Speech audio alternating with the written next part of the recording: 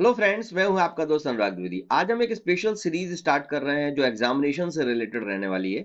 बहुत सारे बच्चों के हमारे को क्वेश्चंस आते रहते हैं कि भाई किस तरीके से हमने पढ़ना चाहिए, कितने यूनिट्स हमने तैयार करना चाहिए, सर हम कैसे पास हो जाएंगे, हमारे तो इतने पेपर बैक लगे हुए हैं, ये प्रॉब्लम है वो प्रॉब्लम है, ऐसे बहुत सारे क्वेश्चंस हमारे पास में आते रहते हैं। तो मैंने एक सीरीज बनाने का थोड़ा सा कोशिश किया हुआ है, जिसके अंदर में मैं यहाँ पर आप लोगों के उन क्वेश्चंस को एक जगह पर ला करके उनके क्वेश्चंस के आंसर्स करने की कोशिश करूंगा।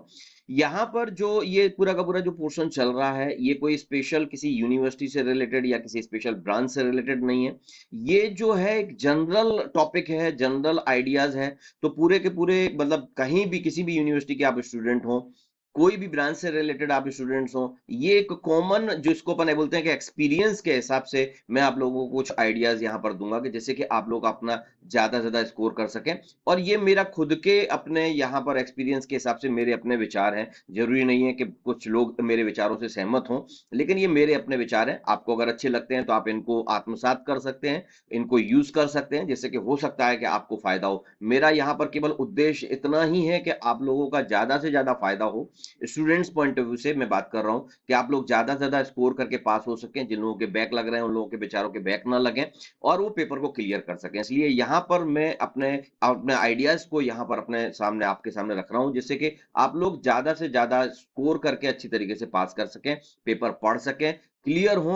और आप लोगों को ये जो इस तरीके के जो प्रॉब्लम्स आ रहे हैं, जिन क्वेश्चंस के जिनके आंसर्स आपको चाहिए, उनके आंसर्स हम यहाँ पर दे सकें। तो यहाँ पर ये जो भी मैं यहाँ पर मटेरियल आप लोगों को दे रहा हूँ, जो भी मैं अपनी बातें यहाँ पर बोल रहा हूँ, ये मेरे खुद के अपने अपने विचार हैं। जरूरी नहीं है कि कोई भी इससे सहमत हो या ना हो। ये मेरे अपने विचार है, तो मैं अपने विचारों को यहाँ पर रख रहा हूं कि अपने किस तरीके से कहां पर कितना काम करना चाहिए। तो आज की सीरीज के अंदर में, आज के टॉपिक के अंदर में हम एक पहला टॉपिक यहाँ पर लेकर के आए हैं। तो चलिए स्टार्ट करते हैं। हम हमारा पहला टॉपिक यहाँ पर हम डिस्कस करेंगे। मैं यहाँ पर जो भी कोशिश करूंगा, जो भी हम यहाँ पर टॉपिक्स को डिस्कस करने वाले हैं, ये पूरे के पूरे हमारे जो टॉपिक्स चलेंगे, ये हमारे ethical ways to the clear university examination से रिलेटेड रहने वाला है। हम इथिकल वेज, कोई मैं आप लोगों को ऐसा कोई तरीका नहीं बताने वाला हूं, ऐसा कोई रास्ता नहीं बताने वाला हूं जिससे कि एथिकल वे से वो काम परफॉर्म हो, चीटिंग करने का कोई तरीका हो। इस तरीके से कुछ भी नहीं रहने वाला है। मैं आप लोगों को इथिकल वे से पूरे के पूरे चीजों को क्लियर करने के बारे में यहाँ पर डिस्कस करने वाला हूँ। तो चलिए स्टार्ट करते हैं। हमारा आज का पहला क्वेश्चन है, कम से कम कितने यूनिट्स पढ़ना चाहिए जिससे कि पेपर क्लियर हो जाए। बहुत सारे स्टूडेंट्स का ये क्वेश्चन रहता है कि भाई सर हमने कितने यूनिट्स पढ़ना, हमने 3 यूनिट पढ़े थे, 3 यूनिट में हमारा जो है वो पास हो जाना चाहिए।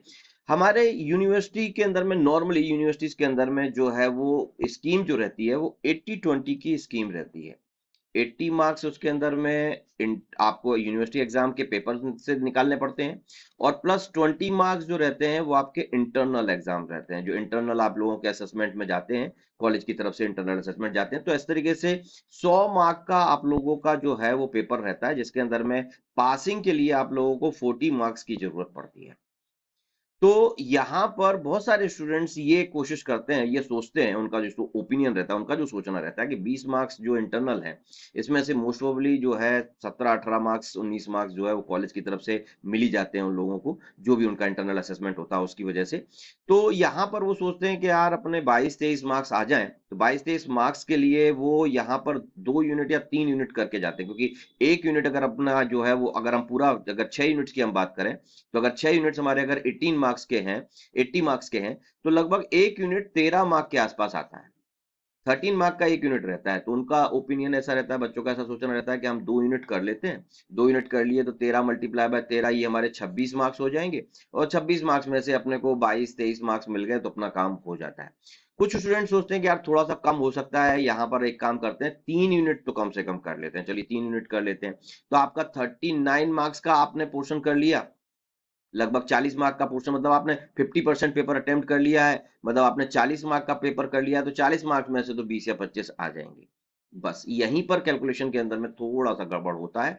हम लोग सोचते हैं कि यार हम 40 मार्क का पेपर सॉल्व करके जा रहे हैं, तो 40 मार्क्स में से हमारे को 25 एक मार्क्स तो आ ही जाएंगे, 15 मार्क्स कट भी गए तो। यहाँ पर गड़बड़ हो जाती है हमारे प्रिपरेशन के अंदर में। हम लोग जो अपना आंसर लिखते हैं वो जरूरी नहीं है कि उतना पूरा परफेक्ट आंसर लिखें।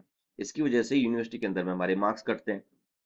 जो क्वेश्चन 6 मार्क्स के लिए पूछा जाता है, जो क्वेश्चन 7 मार्क्स के लिए पूछा जाता है, हमको 6 में 6 या 7 में 7 मार्क्स तो नहीं मिलते हैं। तो मेरा ओपिनियन ऐसा है कि हमने 50% का स्केलिंग डाउन मान के चलना चाहिए।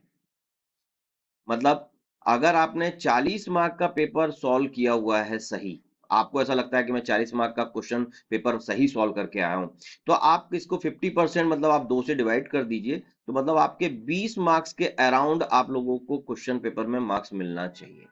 मतलब मेरा ओपिनियन यहां पर ये रहेगा कि आप 50% का स्केल डाउन करके चलें।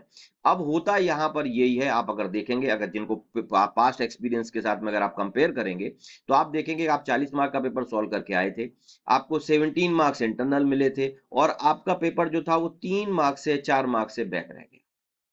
ये प्रॉब्लम हम लोगों के बच्चों के साथ में ज्यादातर आती है।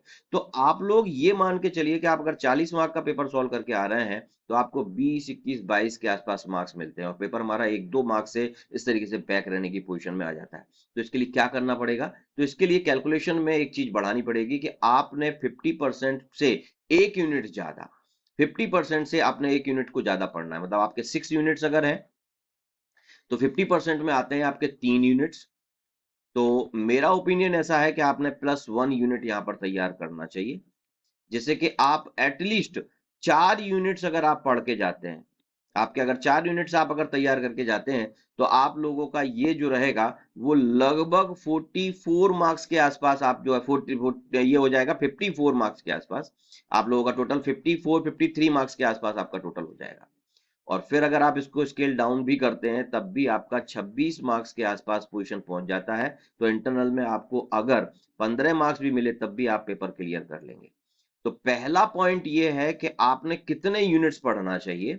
तो आई सजेस्ट कि आप लोगों ने पेपर क्लियर करने के लिए कम से कम 4 यूनिट, अगर आपका 6 यूनिट का पेपर है, तो आपने कम से कम 4 यूनिट पढ़ना जरूरी है।